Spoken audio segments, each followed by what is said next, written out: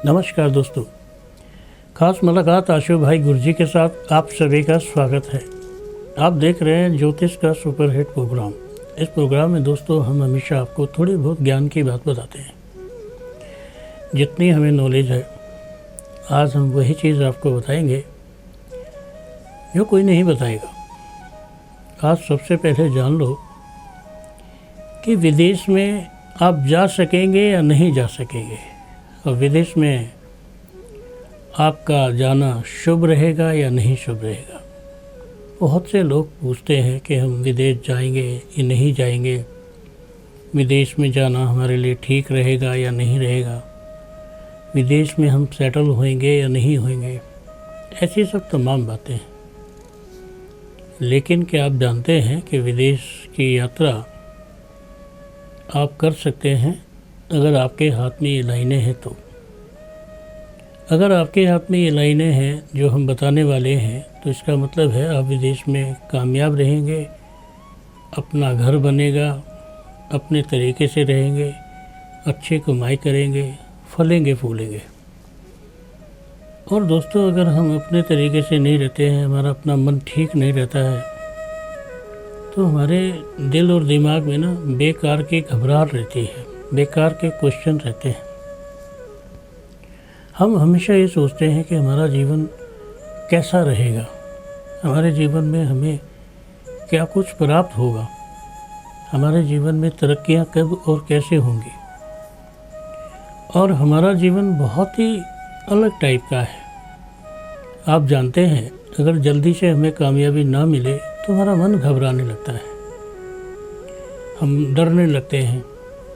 अगर हम स्टेशन पर खड़े हैं और हमारी ट्रेन लेट है, बाय द वे हमारी ट्रेन 15 मिनट आधा घंटा लेट है, तो घबराहट होने लगती है, पता नहीं क्या होगा, जाएंगे नहीं जा पाएंगे।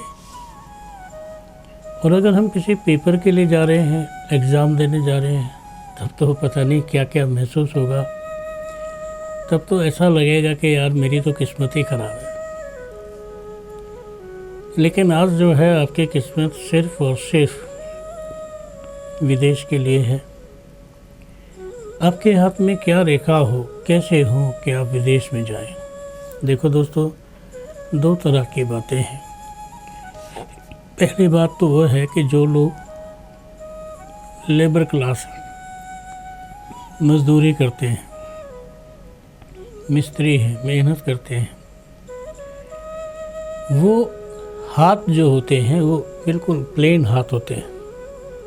उनके हाथ में ज़्यादा रेखाएं नहीं होती, उनके हाथ में कम रेखाएं होती हैं। और एक होता है कि आदमी विदेश में जाके सेटल होना चाहता है, बीवी बच्चे भी जाएंगे, सब जाएंगे, तो उसके हाथ में यहाँ से मणिबंध से रेखाएं यूँ होंगी, ऐसे जा रही होंगी। अगर आपके मणिबंध से इस रेखा से रेखा निकल कर ऊपर की तरफ आ रही है, तो आप विदेश में सेटल होंगे अपने तरीके से, और विदेश में बिजनेस चलेगा, विदेश में कारोबार होगा, विदेश में आप लोगों का नाम होगा। आपके जीवन में अगर पैसे की रेखा है, तो आपके जीवन में पैसा आपको कहीं पर भी मिलेगा। और अगर आपके जीवन में पैसे की रेखा नहीं है, तो आप कितना भी धक्के खा लें, कितना भी घूम लें, कुछ हासिल होने वाला नहीं है।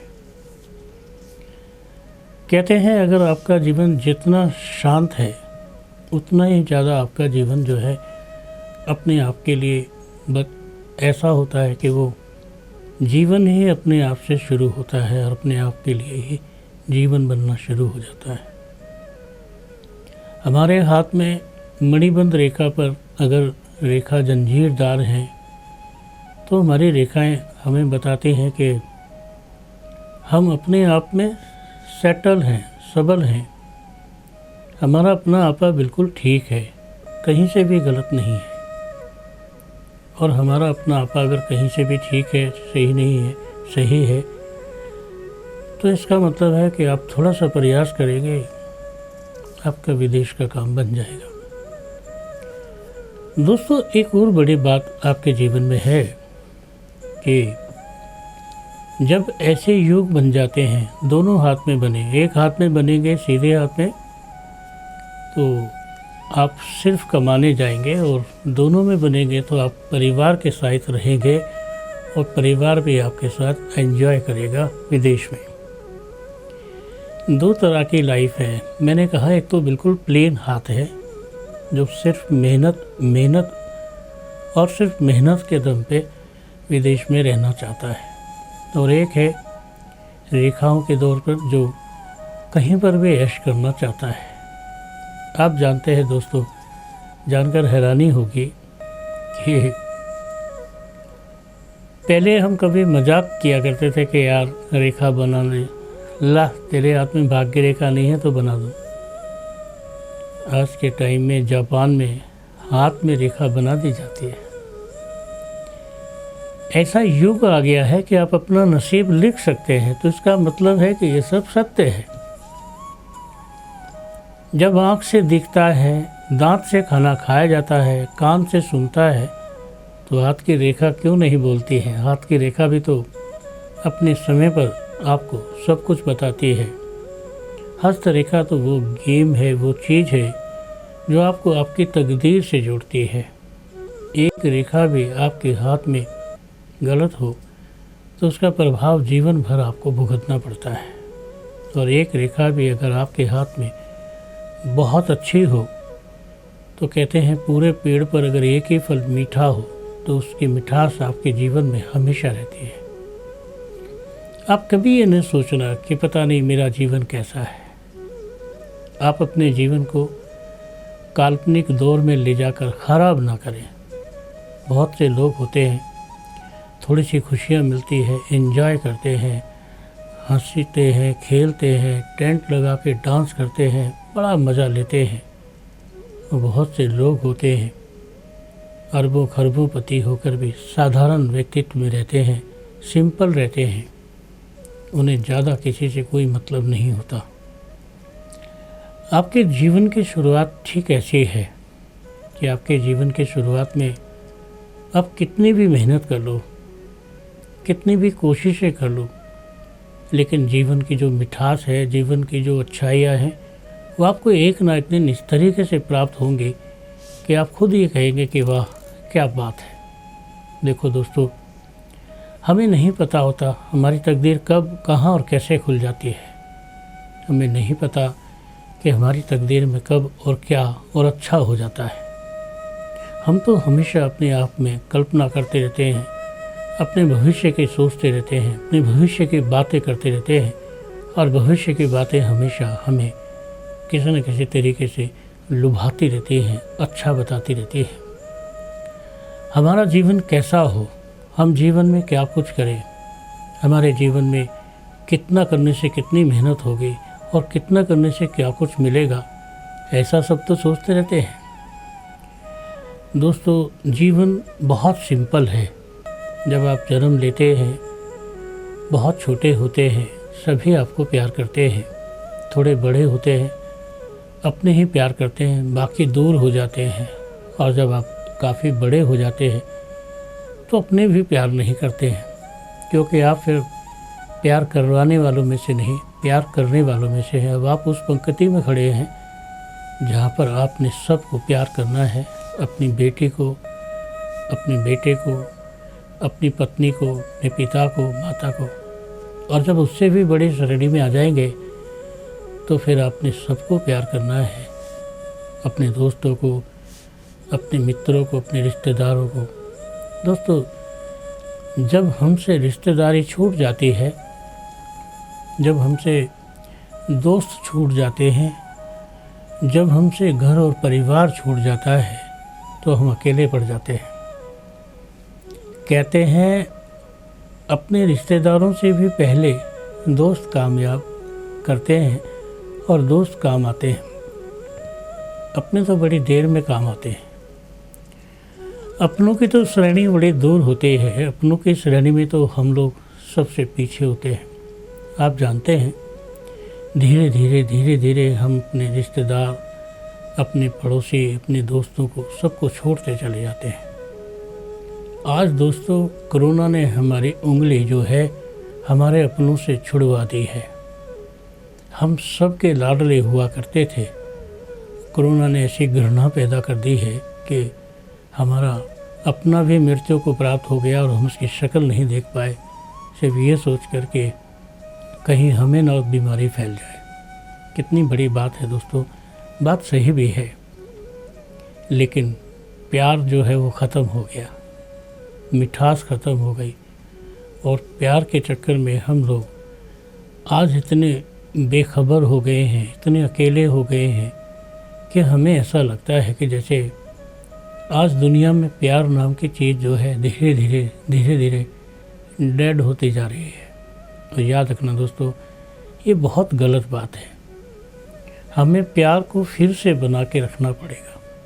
आपको जानकर हैरानी होगी, अफसोस करेंगे, आप कहेंगे क्या बोलते गुरुजी, जब हम छोटे होते थे तो पूरे मोहल्ले में सब लोग जाते थे, कहते चलो यार फिल्म देखने चलते हैं, और पड़ोसी के बच्चे और हमारे घर परिवार के और सब लोग फिल्म देखने जाते थे। और हम सब घूमने जाते थे कि चलो वहाँ मेला लगा है, हम सब इकट्ठे होकर जाते थे और मेले का आनंद लेते थे।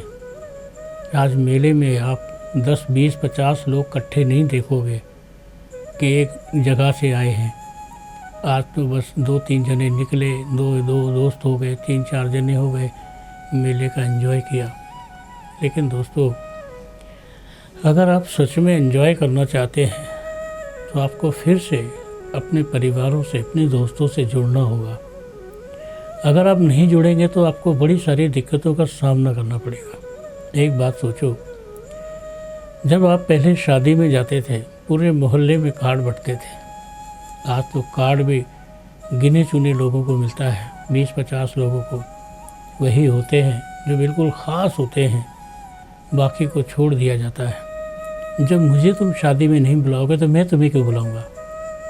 आपने मुझे शादी में बुलाया नहीं और मैंने आपको बुलाया नहीं, तो एक रिश्ता तो ख़त्म हो गया दोस्ती का, एक रिश्ता ख़त्म हो गया पड़ोसी का, एक रिश्ता ख़त्म हो गया दूर की रिश्तेदारी का। धीरे धीरे हम लोग सिमटना शुरू हो गए। पहले 200-300 लोग जाते थे, 200-300 का ग्रुप जाता था, एक 200-300 लोग 200-300 लोगों से मिलते थे, 600-700 हो जाते थे, जानकारी बढ़ती चली जाती थी। आज हमें रिश्ते करने के लिए, आज हमें विवाह के लिए, अच्छे रिश्तों को ढूंढने के लिए एडवर्टाइजिंग देनी पड़ती है। पहले ये काम फ्री में होता था। पहले ये काम ऐसे होता था कि हम कहीं भी शादी में गए और देखा, अरे तेरा लड़का तो बड़ा हो गया यार। हाँ यार बड़ा हो गया, क्या इसके लिए कोई लड़की देखे? और नहीं यार अभी तो नहीं देखी। चल यार हमने बताना है, हमारे पास है एक लड़की। वहीं गठबंधन की तैयारी हो गई, वही रिश्ता होना शुरू हो गया। तो आप जीवन में हमेशा याद रखो कि जितना आप दूर होते जाएंगे आपके रिलेशन भी ख़त्म होते जाएंगे। आज आप पैसे कमाने के दौड़ में विदेश जा रहे हो, लेकिन आपका सब कुछ तो यहीं रह जाता है। आज आप कमाने के दौड़ में लगे हुए हो, सुबह शाम। सरकारी नौकरी तो है, सुबह निकल जाते हैं, रात को घर आ जाते हैं, और उसके बाद जो रिश्तेदार हैं, पड़ोसी हैं, उनसे कब मिलते हैं?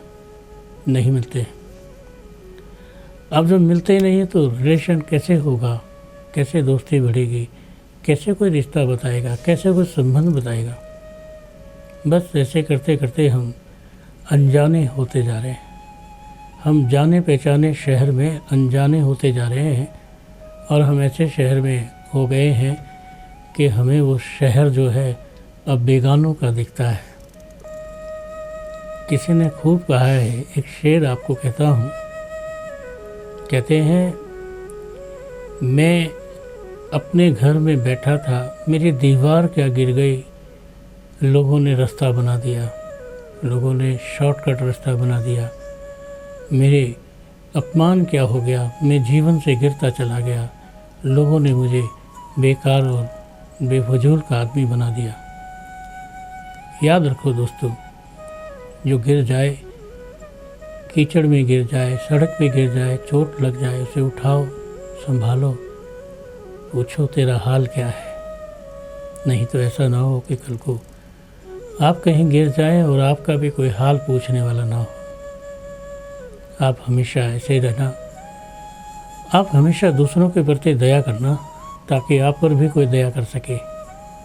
जब तुम भी किसी पे दया नहीं करोगे तो तुम पर दया कौन करेगा। याद रखना, हम में जो मैं है वो ख़त्म होनी चाहिए, और मैं जब तक ख़त्म नहीं होगी तुम इंसान नहीं बनोगे। तुम अपनी मैं के चक्कर में लगे रहोगे और तुम्हारी मैं तुम में अकड़ और बदतमीजियाँ पैदा कर देगी।